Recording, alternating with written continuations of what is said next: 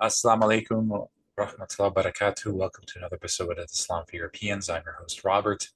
So I wanted to make this video about what I call the they all hate us fallacy, right? To define this, it's basically to falsely assume that an entire group of people or an overwhelming majority of a certain people uh, hate you or detest you for your way of life, your religion, or whatever, um, by looking at things like social media, their governments, legacy media in general, and coming to the false assumption that you're overestimating the percentage of people who dislike you, right?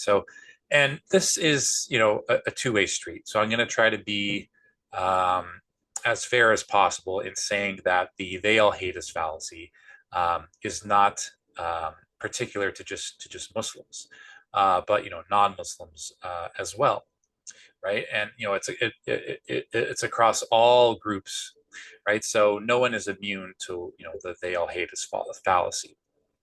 When I did my master's degree in social psychology, we learned about what's called heuristics. So heuristics is basically any type of, I guess, a phenomenon where it's basically like a mental shortcut.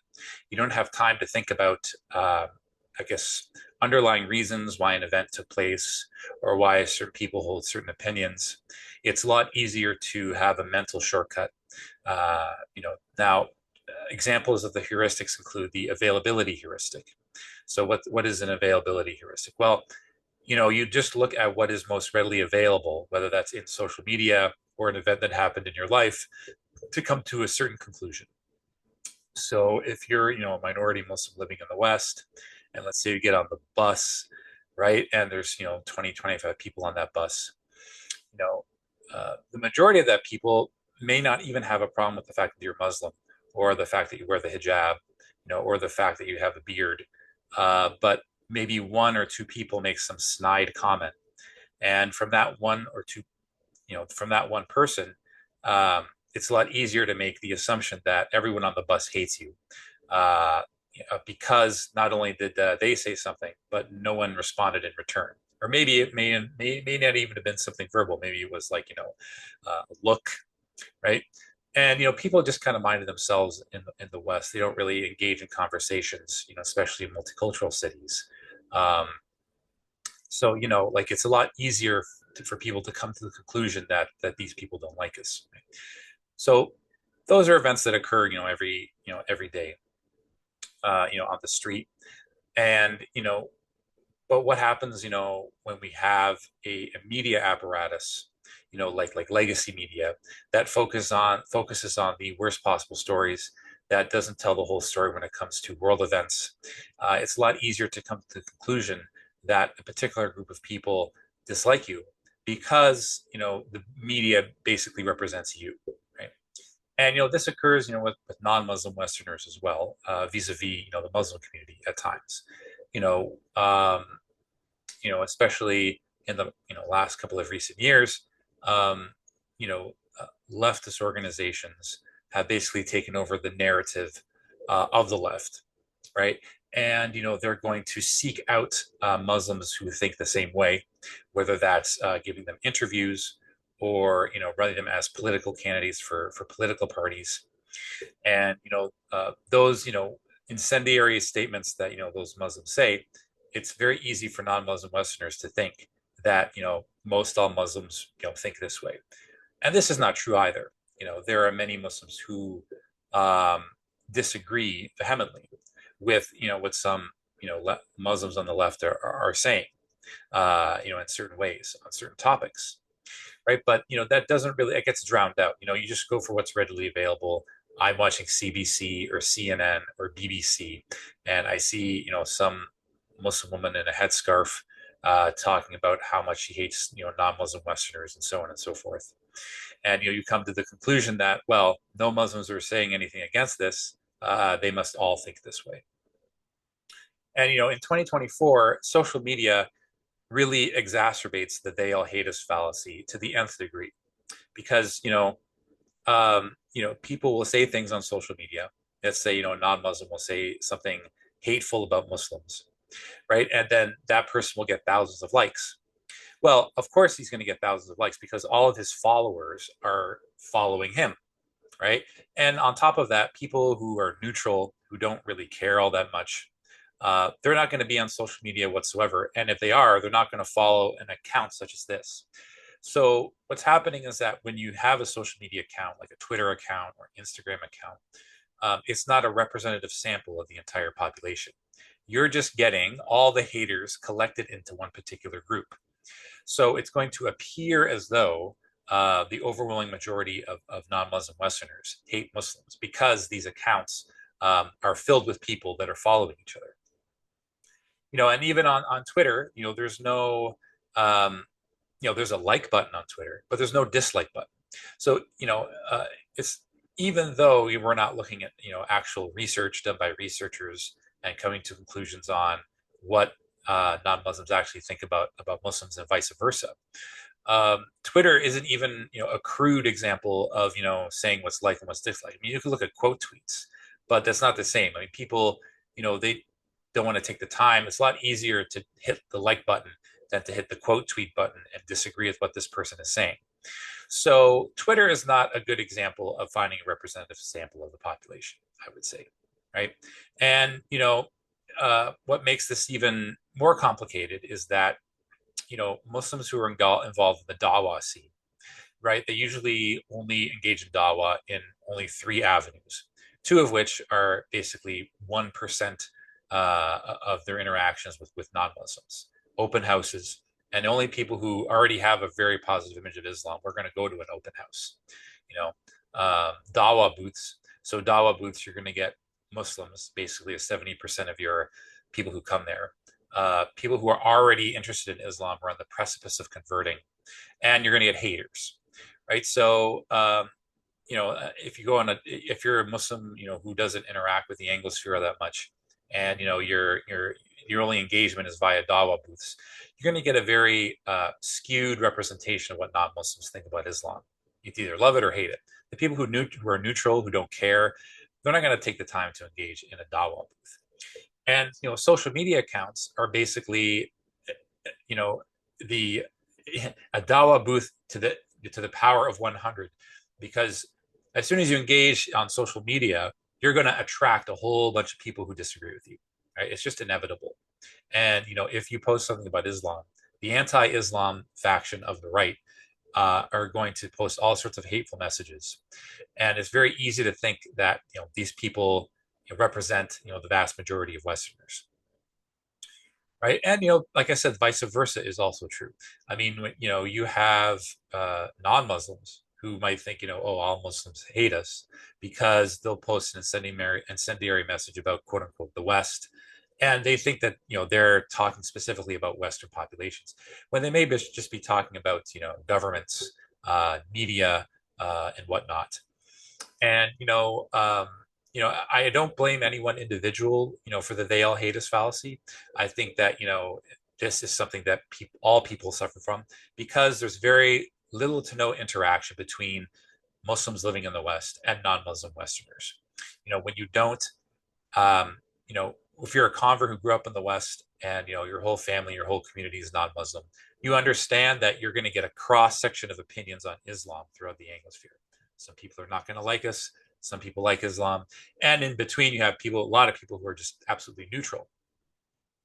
Right. But, if, you're a Muslim who doesn't interact with the greater non-Muslim public, and, the only time that you interact with, non-Muslim Westerners are cops, border patrol, um, you know, uh, Dawa events like a Dawa booth or social media accounts, high schools, like Muslim, kids can be cruel.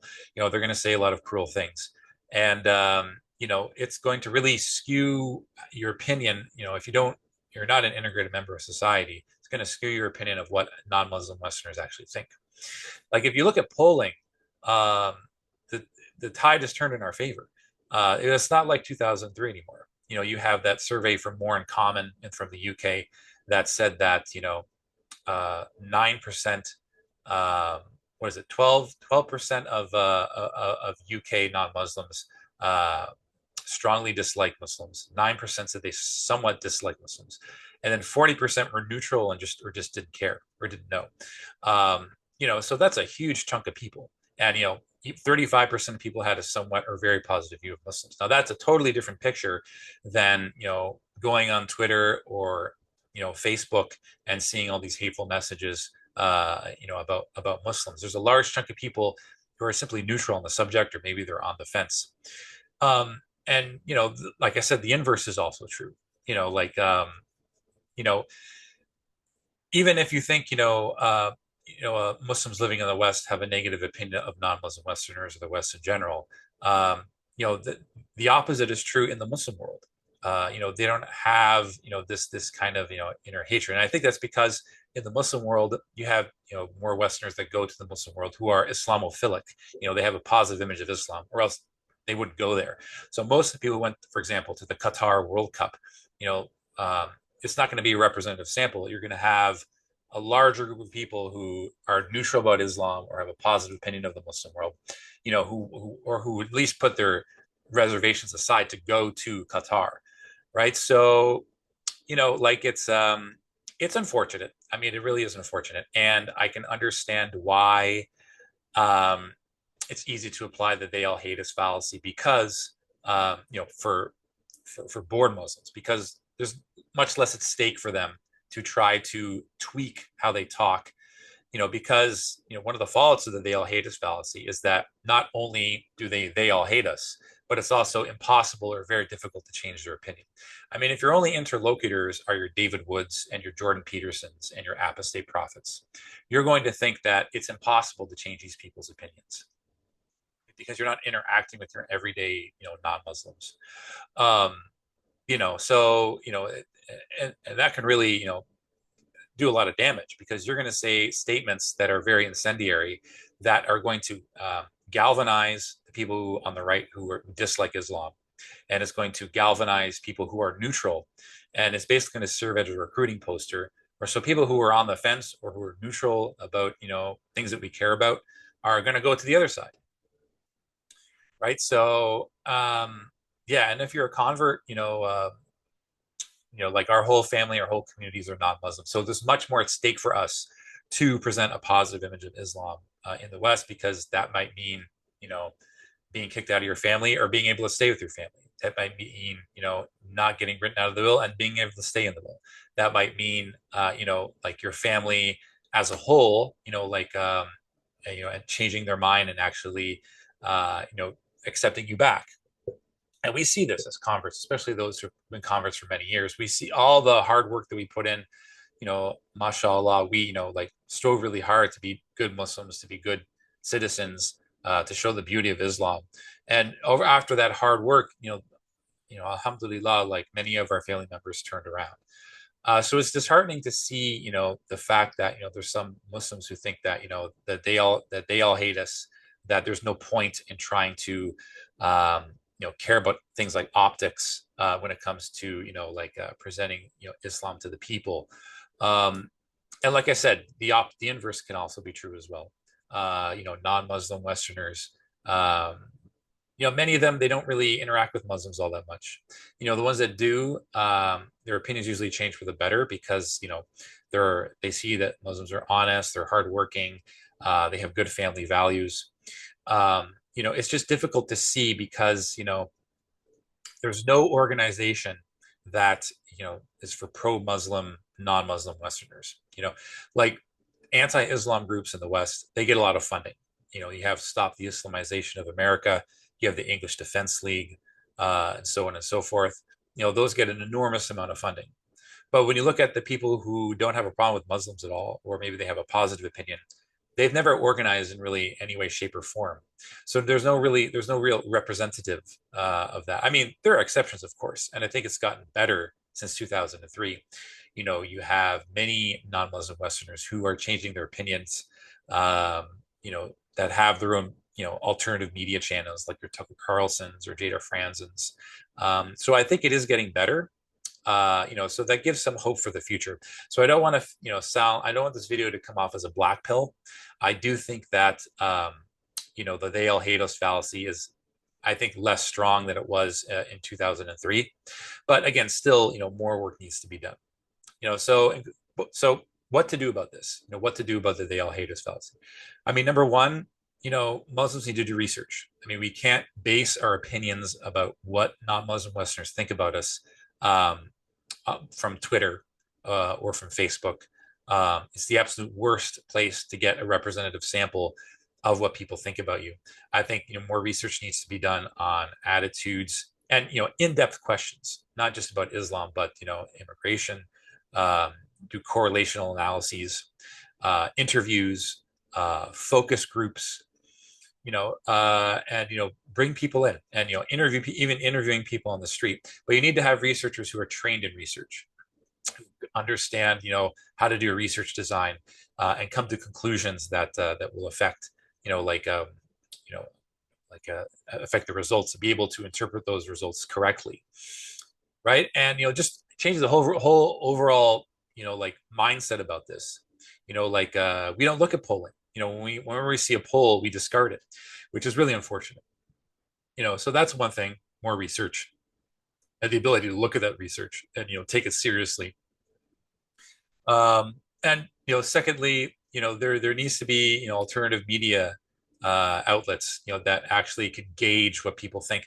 I mean, I did a short poll on Twitter on my account a couple of years ago when the Canadians had the Canadian Freedom Convoy, and the media was trying to paint the Canadian Freedom Convoy as some like Nazi get together, like this kind of racist get together, and I sent out this poll on like one of their Twitter accounts, that was basically a Twitter account for the Canadian Freedom Convoy.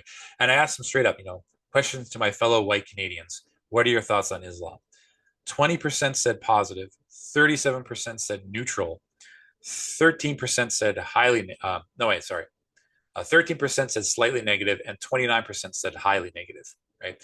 So 57% of people in the Canadian Freedom Convoy had either a neutral or positive opinion of Islam, right?